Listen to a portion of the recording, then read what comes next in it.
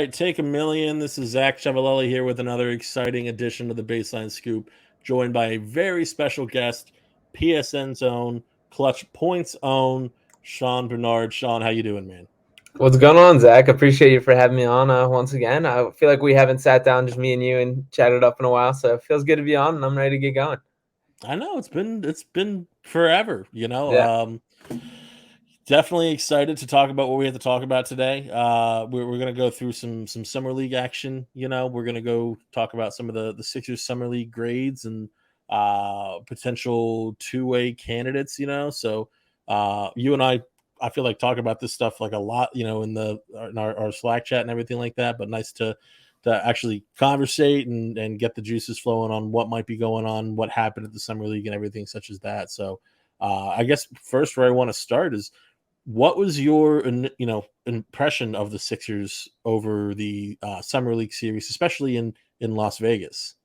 Yeah, overall, I thought it was pretty positive. I think for the most part, like, we saw what we wanted to see in a way, and I mean that with B-Ball Paul, with Isaiah Joe. I thought B-Ball Paul looking like a guy that didn't belong there was a huge positive, and it was kind of unique in the way because obviously we know his game and how it's also based in like hustle, doing the little things, the steals, the blocks, getting on the floor, but that still came out in summer league, and he just seemed like a bit above the competition, which was very nice to see. That's kind of what you're hoping for with like your year three guys.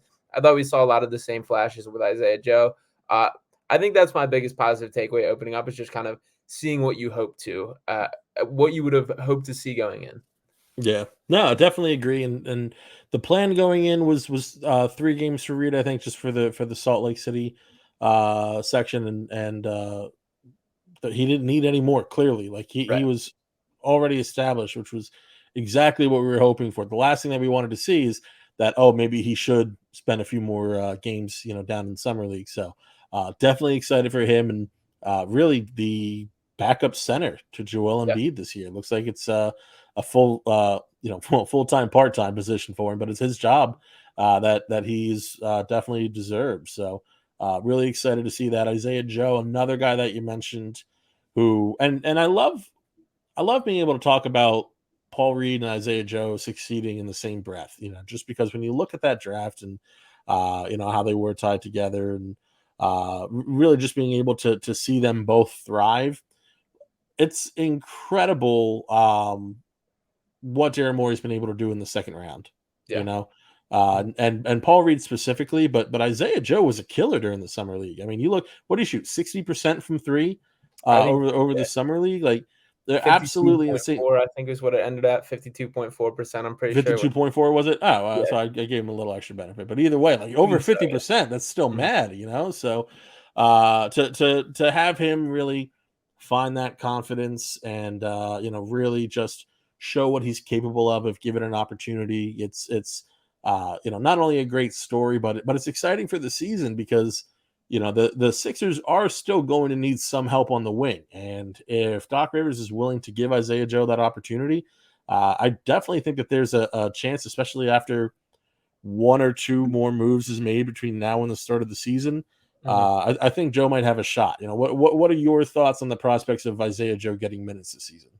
Yeah, I mean, I agree with your kind of perception there that I don't think Daryl Morey is done by any means. I think that the fact that James Harden has not signed on the dotted line yet is a major indication of like there's not a set number for like what they need to lock that in as for the cap reasons.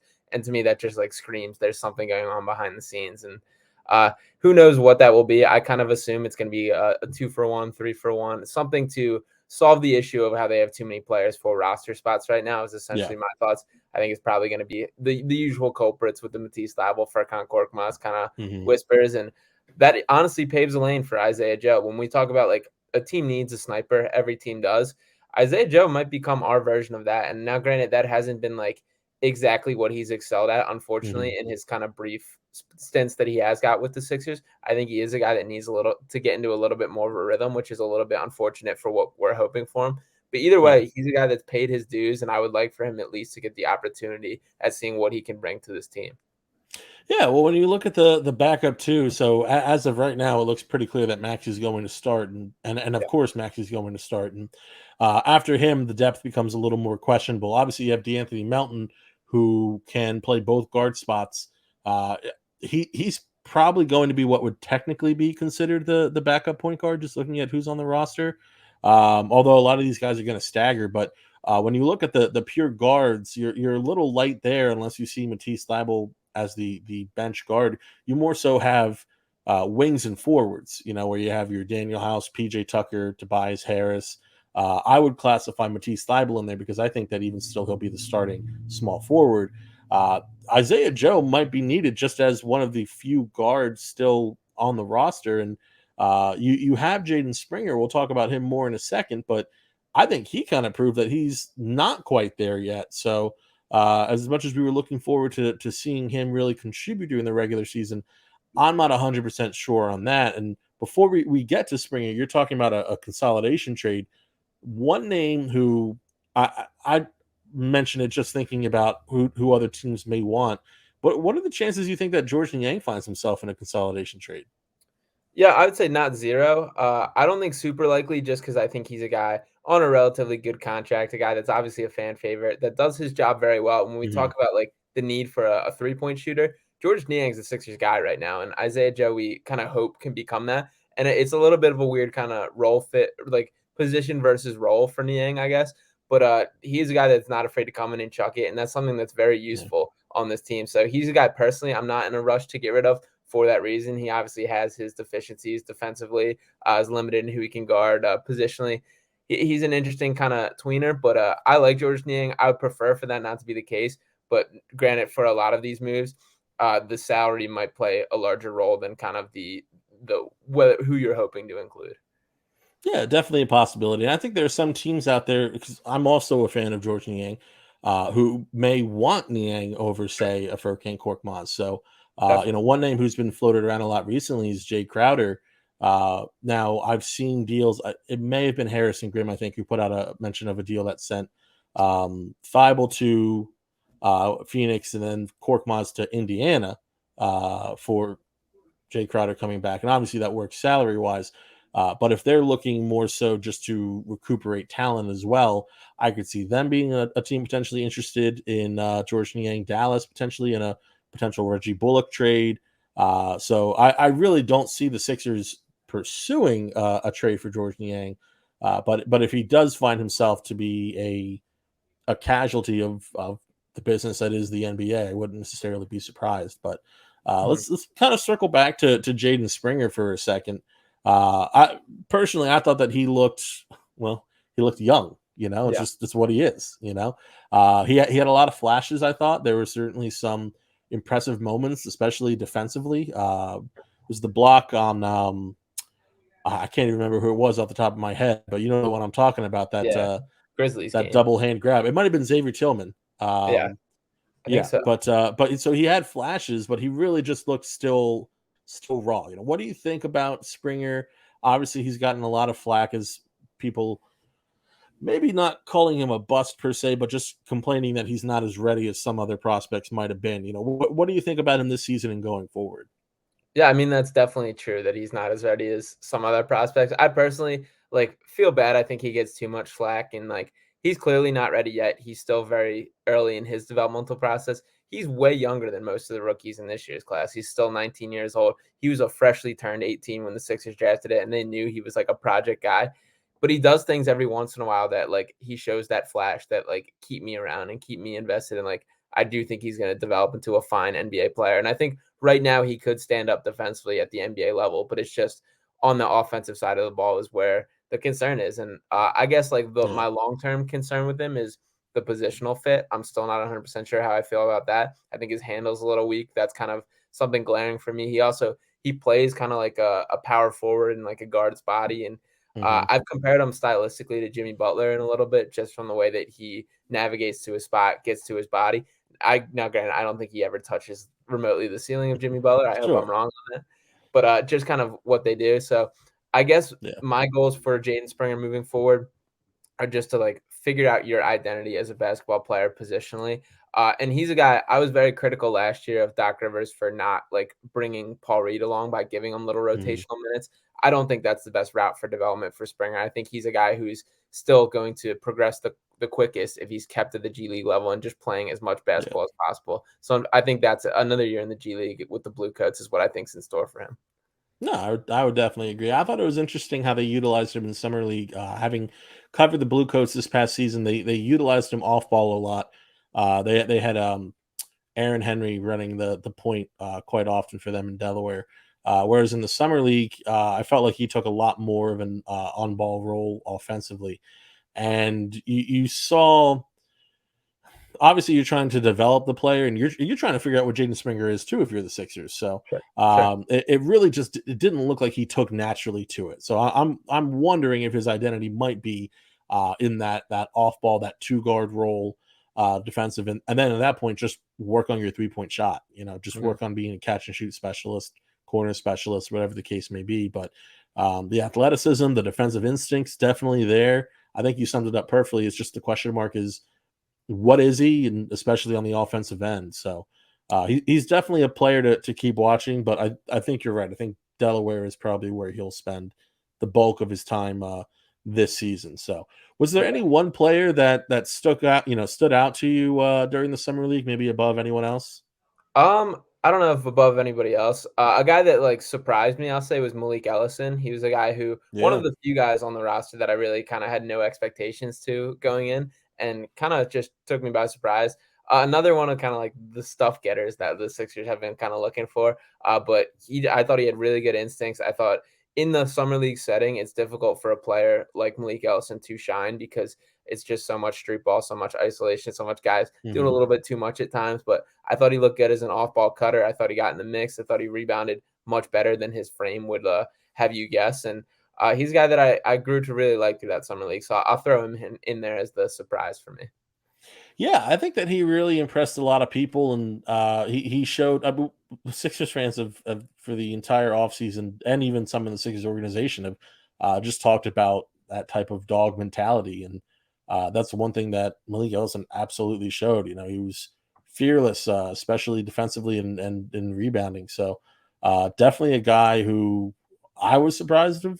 I'm not too sure what his future is Mhm. with Philadelphia, but I would certainly be happy to see him with the Delaware Blue Coats next season, and perhaps even in a higher role moving forward. So Mhm. definitely a guy that I'm interested in.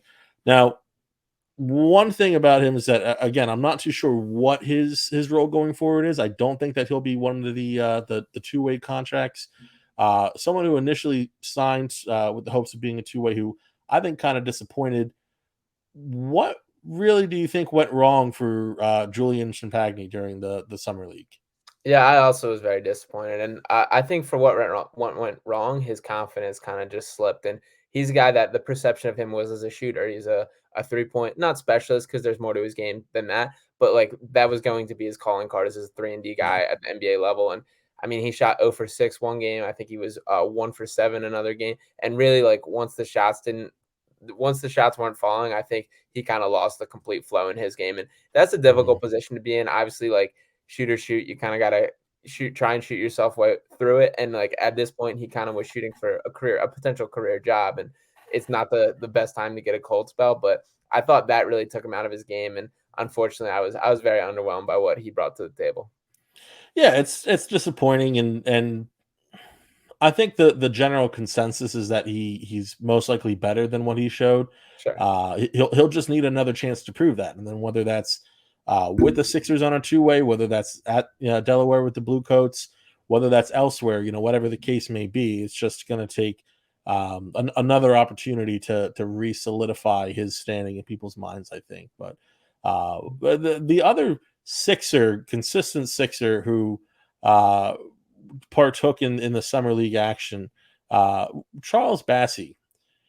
Now, to me, Bassey's summer league was very uneven. I think is a good word for it. He definitely had some true highs. He had some games where he just made kind of a minimal impact too. What did you see in Bassey? Do you think that he's going to be able to contribute as that third center for the Sixers, or do you think there's another player on the roster who's going to kind of take that backup to Paul Reed role for when need may be? Yeah, I think that role is still Charles Bassey's like straight through. I'll say I'm not as high on him as I think a lot of people are. Uh, I do give him a pass for a good bit of summer league just because he's a guy who's incredibly reliant on his guard to create offense for him. And like there were a couple nice flashes where Trevlin Queen I thought found him on like a couple Yeah. lobs or a couple entry passes, but that's just not him. Like he's not Charles Bassey's never going to be a guy creating his own shot back to the basket post up. Really, I think we're finding his kind of career arc and mold is kind of that like Clint Capella type player, Hmm. like that just lob threat. The part that I was more disappointed than anything about was probably defensively with him. He's a guy with just like the monstrous frame, a guy that put up some very impressive shot blocking numbers at the G League level. And I just didn't feel that way in Summer League. I thought he rotated a little bit slow at times. I thought guys drove at him without fear, which is never a good thing as a big No. man. And I guess I was a little bit underwhelmed defensively, which was the biggest concern. But I don't think it was a setting that necessarily brings out the best in his skills. Yeah, I think you bring up a very good point. The he received very little help Yeah. from his lead guards. Jaden Springer, we already talked about him. Cassius Winston was uh, interesting. I think he did a solid job as a playmaker, but he struggled in other areas. And Grant Riller had, I think, an uneven is another good word for Grant Riller's performance as Yeah. well. There wasn't a ton of help. I think you're exactly right there. But one last name for Summer League that you talked about that I want to bring up is Trevlin Queen. Mhm. So a lot was made about Trevlin Queen going into the Summer League. Again, dog mentality, freak athlete, G League MVP, potential 3-and-D. I've heard comparisons to Robert Covington. What did you, I guess, rather see from Trevlin Queen? Was it encouraging? What does he have to work on? Yeah, I would say I helped lead the charge on the Traveling Queen hype train, so I gotta sit here and roll with it too. I don't think he looked awesome. I thought he had some really nice Yeah. flashes. I thought he was a better passer than I anticipated. He had made some really nice reads on short rolls to the basket and some impressive, just kind of like wraparound passes. The way he swung it. Uh, Again, like the summer league's such a tough situation to like judge a guy, and I think for Traveling Queen specifically, where Hmm. he kind of stands out is because he's like almost a summer league style player in terms of he's just a pure hooper. He's a guy that goes and gets a bucket. And when everybody's kind of trying to do the same thing, he kind of like fit in with the mix a little too much. When there's kind of like a Yeah. more structured basketball setting like the G League and like the NBA will be, I think that kind of he's a nice contrast to that. And that's what I really like about him. I also his hands are awesome. He has such quick hands and such just quick reads and poking it. Hmm. He does a lot on the dribble handoff, finding a way to get his hand in there and poke it out. So that very much excites me. I don't love Robert Covington as a comparison just because I think Trevlin Queen's much more ball dominant and like I think he's more of kind of a Jordan Clarkson, except he has intriguing like steal potential and good hands on the Hmm. defensive end, which is very appealing. So I still like Trevlin Queen. I still feel very good about him moving forward and hope he finds a way to latch onto a full 15 roster spot on the Sixers team. But I don't think it was the best overall performance for him. Yeah. Well, he's definitely a guy that if he can, improve and really just show his worth a little more going forward, who can compete with Isaiah Joe for some of those minutes Yeah. that are likely to become available, whether it's Furkan Korkmaz being traded or just not being played, which is certainly a possibility as well. Matisse Thybulle potentially being traded. There was just the news that Jake Fisher broke. I think it was even just today Yeah. about the lack of progress being made on an extension for Thibault. I don't think anyone's surprised by that. So we'll see what happens with Matisse Thybulle, if he won't be here by the start of the season. But yeah, Trevor Queen definitely has an opportunity, if nothing else, an innings eater, because Yeah. you're going to be resting hard in this season. There's times even you don't necessarily want Maxi playing 40 minutes a game, just because you don't want to run your young player into the ground. So I think there's definitely going to be an opportunity. Daniel House is another guy who might play sparingly. Again, just because he's here for the playoffs, he's not here for the regular season. So Mhm. there's definitely some possibilities there with him. But one thing that we did want to talk about, we're going to move on from the summer league to the two-way contract situation, right? So going into all of this, the expectation was that Charlie Brown Jr. held one spot, and it was Julian Shimpagny who held the other. I think that's been completely flipped on its head since, if I'm being flat honest with you. So the first place that I want to start with this is Charlie Brown Jr. He's a guy who we haven't talked about yet because we were kind of saving him for this. I think he really impressed during the summer league. And so my question is, I think there's no doubt that he's at least on a two-way contract with the Sixers, but is there any chance that the Sixers just add him, assuming that a consolidation trade is accomplished, add him to the 15? Yeah, I think unlikely, but possible. I think I'm a little bit more comfortable with him on a two-way still, just because of I saw a Mm, lot. I really like Charlie Brown Jr. I think defensively he impressed me, especially. I love the way he picked up full court, like kind of just sparingly throughout. He would just kind of pick a time to bother a guy. He got an 8-second yeah, violation at one point. He did a lot of just kind of cool stuff, imposing himself on that side of the floor. To me, he's kind of following the archetype is like kind of what we want Matisse Thybulle to be. He's for sure not like as eye popping with the steals and the way that he can do the unique things that Matisse does. But I think like having a guy who's like a decent enough 3-point shooter with and like not afraid to just impose himself defensively is hmm kind of what I think the role is going to be for him. So I think if there's a Matisse trade and he's out of here, that's kind of a more clean fit for Charlie Brown Jr. So unfortunately for him, I think it kind of depends on how the roster shakes out ahead of him. But yeah. I agree that I definitely want him in the organization on a two-way at the minimum. Yeah. Well, let's just say that we'll assume that he sticks at the two-way spot, right? Mhm. Because they can always change that later on, sign him to a deal for the rest of the season if need may be. But we'll say he has a two-way for now. Second two-way spot. We talked about Julian Champagny. I don't think it's going to be him going forward. Who's Sure. the guy that you like to fill that second spot? I have a guy in mind. I think he might be the same guy that you have in mind. I just want to hear you say it. Is it Michael Foster Jr.? It's absolutely Michael Foster Jr. Okay, Yeah, I mean, how cool. could it not be? Yeah, He was so impressive during summer league. He is so raw, obviously, but he's so good at the same yeah, time. You just see this fantastic potential in him, and his ability to uh, impact just about every single aspect of the game. We saw him stretch out as a shooter at times during the summer league. His defense was impressive, which we weren't too sure about going into the yeah. season. Very solid rebounder. I could talk about Michael Foster Jr. for a while. I want to hear what your thoughts on Michael Foster Jr. is, because I already know what I think about him. Tell me what you thought about Michael Foster Jr. Yeah, so it's interesting. I was kind of like almost reevaluating how I look at like these G League Ignite guys a little bit because like it was surprising me the lack of buzz surrounding him, considering that he was still a guy that averaged 16 and 10 in the G League last year, Yeah, was a top 10 recruit coming out of high school, had the pedigree, and just kind of like wasn't getting the notice. And he wasn't the most efficient. The defensive concerns were the thing that jumped off the page for me. But then I kind of like thought about like I give a lot of guys kind of passes in college for being like checked out at times because like they don't really have to. And I don't for the G League Ignite guys because I think like I don't know, you're at the professional level. This is your job now. Like this is kind of the expectation.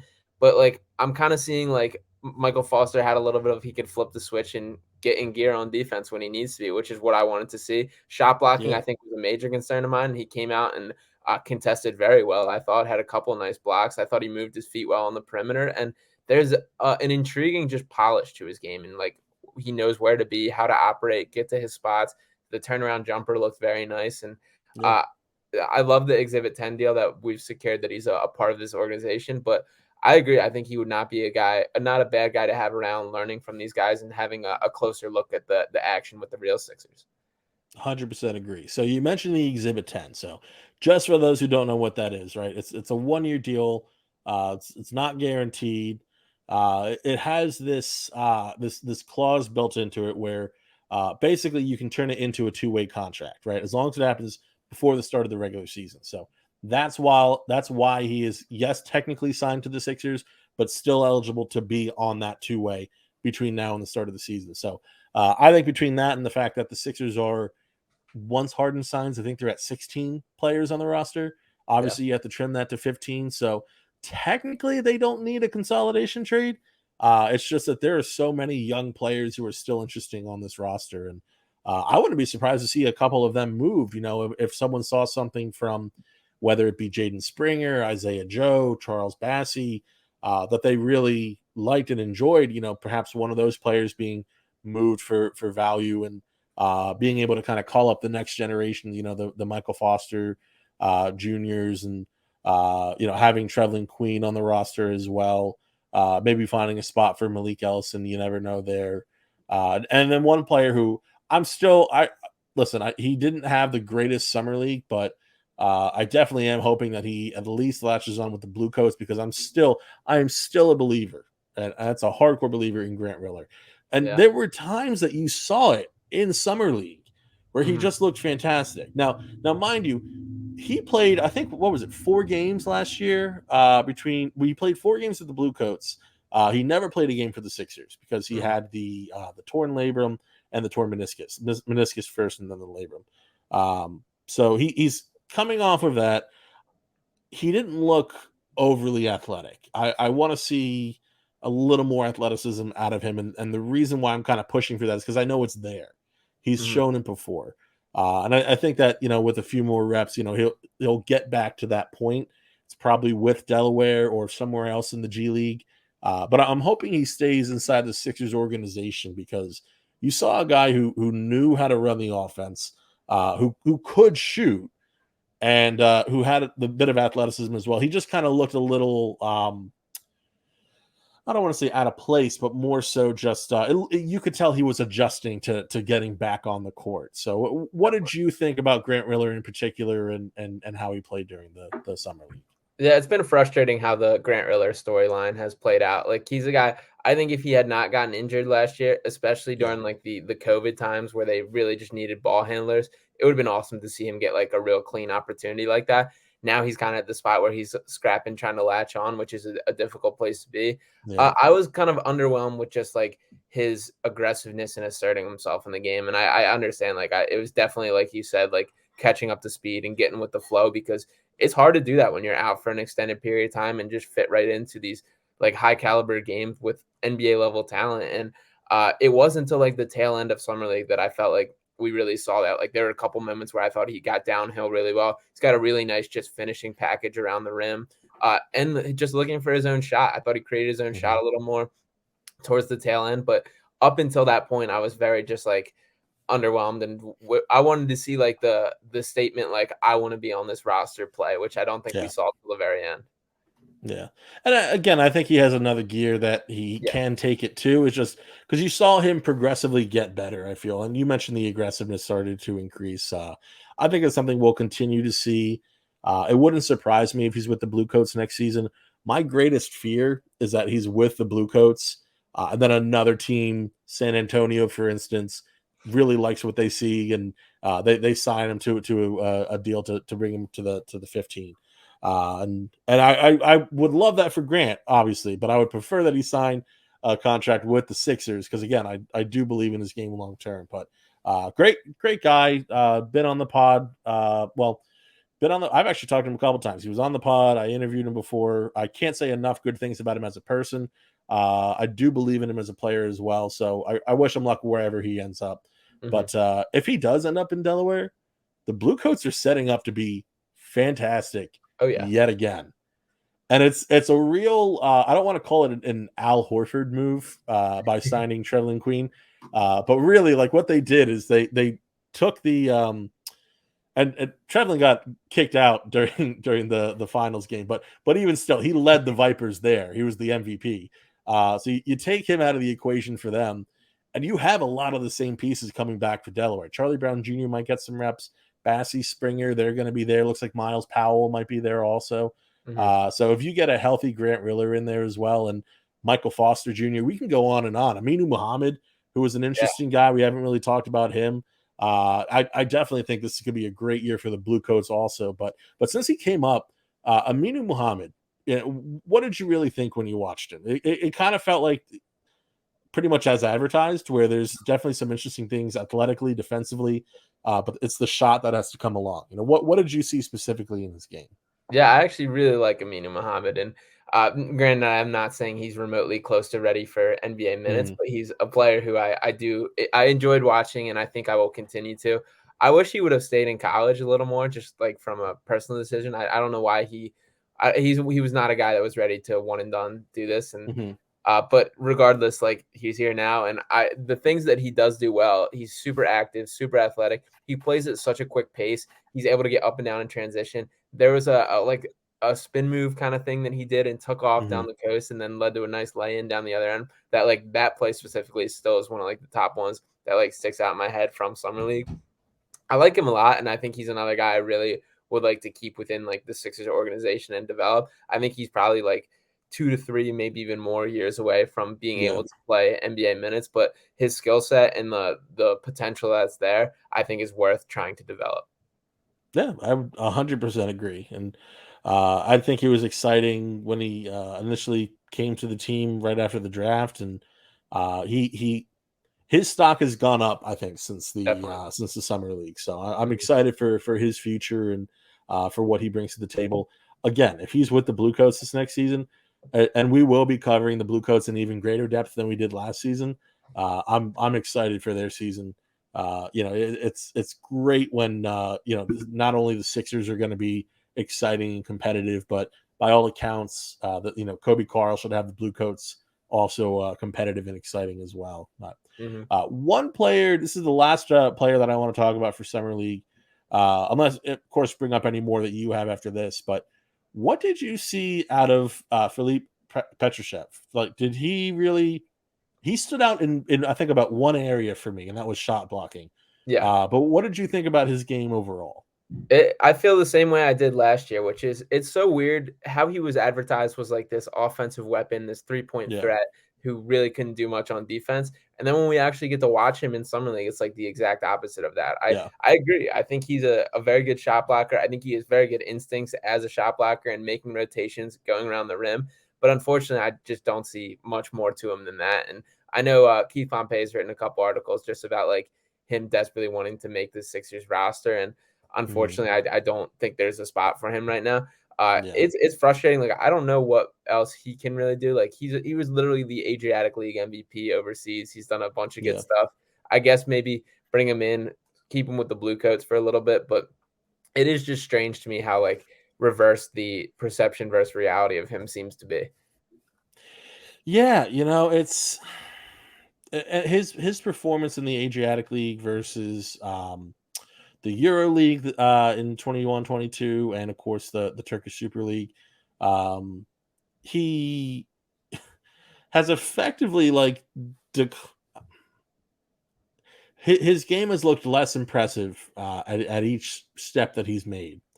So he was with I'm gonna butcher this. Anadolu Efes was the Turkish team that was then also in the Euro League in 21-22. He played 9 minutes a game last season in the Yeah, Euro League. 5 points, like it. He's not he when we talk about like Aminu Muhammad trending upward, like it's the opposite direction for Philippe Petrachev, definitely. and it's almost a shame because I think that there is something in there. It's just a matter of him finding the right way to unlock it because we've seen the shot fall before, you know. We've seen him be able to be a more functional defender and not just a shot blocker.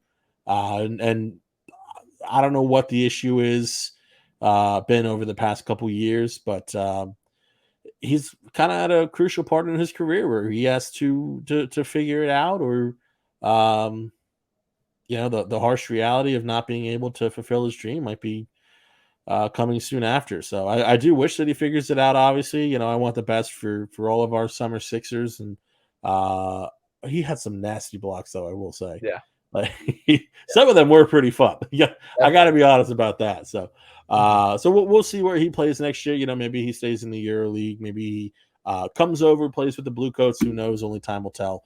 But it's definitely been an interesting summer. The team was not as good as I think many people thought, and Mhm. that's as a total unit going in. But we also had a lot of guys who kind of staggered how many games they played. Right. Paul Reed obviously was not a real summer Sixer. Just got those few reps in, which again he didn't even need. Joe only played 3 games. I could go on and on, but it still was, I think, a successful summer league because you could really see the areas in which a few guys shine and what they really need to work on next. So, one person who I think it really was just no doubt a success for was Michael Foster Jr., who 2 days later was back in the gym Yeah. already working out. I'm sure you saw the workout video by now. Yeah. And James I think he Harden's called it the crib. house that Harden built. Mhm. But like it's just it's that's awesome on so many levels. So Definitely. big fan of Michael Foster Jr.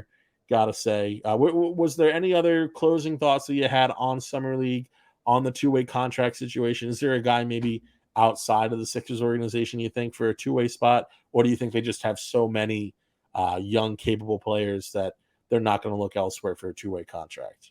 Yeah, I think there's a chance that they do look outside the organization just based on a lot of these guys that we're kind of like talking about are cut from like a similar mold and like specifically like the Charlie Browns, the Malik Ellisons, the guys that like kind of and Julian Champagne's another one. They're kind of just cut from the same thing. If there's maybe like a I don't know, a big man that they have more belief in or a true point guard that they think has that kind of potential that shakes free from another team, I could see Daryl Morey looking into that. I don't think there's anybody that like as great as Michael Foster was, I don't think there would be a massive harm to just keep him with the Blue Coats this year and allow him to just continue playing. So uh, the reason that I could see that happening is I think like Foster, I don't think we're in a rush on. Charlie Brown Jr. like I think is fine being. I don't think anybody like it wouldn't be a major loss if they're like if Yeah. there's somebody that's super impressive to plug in. Yeah. No, I definitely hear you there. The one thing I will say about Foster is my only concern is him being picked up by another team because I think Sure. that he's shown enough that a team, perhaps like, I mean, maybe not a Houston or Oklahoma City where they have so much depth of young players, but maybe a Sacramento, for instance, who's looking for talent and looking for younger players as well, or perhaps a Charlotte who has now lost out on Miles Bridges. Definitely somewhere who could kind of snatch him from Philadelphia. So that's why I feel he's. I have him as a lock, right? I could be wrong on that. I don't see a way that the Sixers let him walk, basically. So, however that happens, I see them holding tight on to him. But you're definitely right, especially with Charlie Brown. I see a lot of like Corey Brewer in Charlie Brown, especially when you I just can talk see about that. like so much of it is just there's the length, the hustle, but it's like the picking up at full court like that. Mhm. Obviously, we remember Corey Brewer and James Harden, like so. There's my point is with that, like as much as we love guys like that there are a few guys like that out there. So if we Right. were to miss on Charlie Brown, it would suck. We'd lament it for a little bit, and then we would be pretty happy with who we have on the two way else, other than that. But the one last thing I do want to ask: Cassius Winston, buy or sell? I don't want to say sell. I like him, but I don't see an NBA role for him. I would say he's like a prime time, like what you pictured a college point guard to be, and he was Mm, obviously terrific at yeah. Michigan State. I love watching him play. He's a player I really like, but I guess I'm going sell just because I just don't see an NBA pathway for him. Yeah, I think I see. I don't know that I don't give him great odds to make the Sixers. Obviously the roster, but even a two way. I see him as a guy who kind of hops two ways for a little bit. And who knows? Maybe a team like Denver looks at him for a two way spot. Another point guard needy team. But Mhm. I think that he did well in that role with I think it was Washington he was with last season. And that's probably where he's at. And his game could develop further, but there's definitely he's definitely not there yet. So, Yeah, but a guy who's at least fun to watch, definitely. and hopefully he does have a pathway. But Mhm. that's really all that we have on the summer Sixers. We will be back next week, and we'll be joined by Justin Crosby again, and talking about some of the. We may even have a show sooner talk about some of this James Harden stuff that's been going on. What do you think about real quick, Sean? James Harden's wine. Is that Yeah. something that you're interested in, or do you more so just enamored with the fact that him and Joel Embiid and Michael Rubin are just going everywhere together? Yeah, I mean, I'm definitely down to try it. I mean, James Harden has done he's done himself quite the service to the city of Philadelphia on Yeah. kind of how he's handled this offseason and just about everything. So I am certainly open to trying the wine, and we'll give an honest review on it for sure. Very good. Well, we are actually going to be doing a live wine tasting of James Harden's wine, so we'll be sure to have you back for that episode and Oh yeah, get sounds good. everybody hooked up with it. That way, we can discuss that in person and all the great wine terms that we all definitely know, like tannins and Oh stuff like that. So yeah, definitely looking forward to it. But for now, I've been Zach Ciavolella. Sean, before we go, where can people find your work? Philly Sports Network, of course, you're the lead writer there. But where else can people find your work, Sean? Yeah, you guys can follow me on Twitter at Sean_Barnard1 for a lot of good stuff there. My written work on Philly Sports Network, of course, and Clutch Points as well. Do a lot of NBA coverage and a little bit of everything in the sports world there, so you can see that. And then as far as my podcast, check out the Pick Swap podcast and Pick Swap Media, a cool channel on YouTube and on Spotify as well that has a couple different podcasts coming out there. So make sure to check all those guys out. Absolutely. Yeah. Pick Swap Media, definitely a friend of the pod. A lot of great memories. Tony Roten, never forget. Yeah. But thank you so much for listening. Really appreciate it. Again, I've been Zach Ciavolella, joined by one of my favorite guests, Sean Barnard, and we just hit you with the Baseline Scoop. It's 89-84. Sixers, and they get inside.